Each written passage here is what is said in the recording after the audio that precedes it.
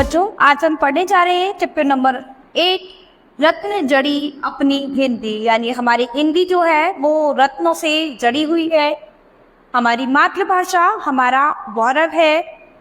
इस भाषा में ऐसे अनेक कवि व लेखक हुए हैं जिन्होंने अपना पूरा जीवन इस भाषा की सेवा में अर्पित कर दिया है। यदि बहुत सारे कवि और लेखक हैं जिन्होंने अपना पूरा जीवन इस भाषा की सेवा करते हुए अर्पित कर दिया है। वास्तव में वे सभी बहुमूल्य रत्नों के समान है। इस कविता में उनका विद्यार्थियों से परिचय एक रत्न के रूप में कराया जा रहा है। तो इस कविता में उन सभी का एक बहुमूल्य रत्न के ये सभी जो है एक बहुमूल्य रत्न के समान है। और इस कविता में उनका विद्यार्थियों से जो हम परिचय करा रहे हैं वो एक रत्न के रूप में करा रहे हैं। हिंदी भाषा बड़ी अनूठी जैसे रत्नों जड़ी अंगूठी। यानी हिंदी भाषा जो है बहुत ही अलग है, बहुत ही अनूठी है, जो कि रत्नों से जड़ी हुई अंगूठी के बराबर है।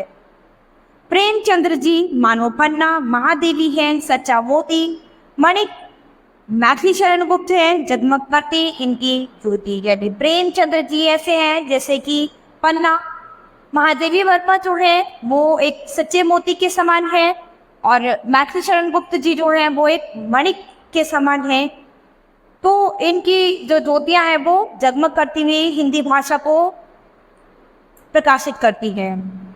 पंथ बने पुखराज समारे इस भाषा के खाली कोने, नीलम ही बन छटा निराली आए निराला बड़े सदमे। यानी पंत जी जो है वो पुखराज को संभालते हैं। इस भाषा के खाली कोने जो हैं नीलम की बनी छटा निराली आए निराला बड़े सलोनी। यानी निराला जी जो है वो बड़े ही सलोने हैं। ये सब हिंदी के गौरव है जो हमको रस में रंग डाले, वो इनकी रचनाओं का सौरभ है। आओ इनका मान करें हम, हिंदी का सम्मान करें हम। यानी ये सब जो है ये जितने भी लेखक लेखिका हैं कवि हैं ये सब क्या है हिंदी के गौरव है जो हमको रस में रंग डालते हैं। यानी हिंदी के रस से परिचित कराते हैं, वो इनकी रचनाओं का सौरभ है। यानी इनकी जो रचनाएं हैं वो हमें आज भी बहुत ही प्रेरित करती हैं। आओ इनका मान करें हम, हिंदी का सम्मान करें हम।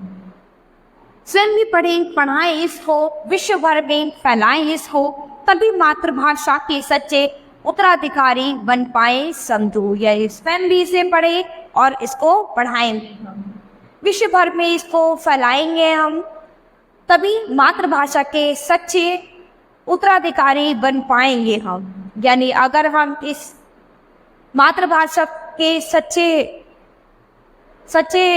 बच्चे हैं, सब इस मातृभाषा के ही है, तो तभी हम इसके उत्तराधिकारी कहलाएंगे जब इसको हम देश विदेश में अच्छी तरह से फैलाएंगे। तो यहाँ पर ये छोटी सी कविता है जो किस पर बेस्ड है, रत्न जड़ी अपनी हिंदी। यानी हमारे हिंदी के जो कवि लेखक ये सभी हैं, यहाँ पर लेखक थे, हमारे कवि लेखकों की तुलना रत्न जड़ी अंगूठी से की है। यानी इन लेखक कवि और लेखिकाओं द्वारा ही हिंदी जो है वो रत्नों से विभूषित हुई है। और यहाँ हमने इस कविता में इसी के बारे में पढ़ा है। तो बच्चों ये कविता हमारी यहाँ पर समाप्त होती है। अब हम अपनी नई क्लास में अपने नए चैप्टर के साथ मिलते हैं।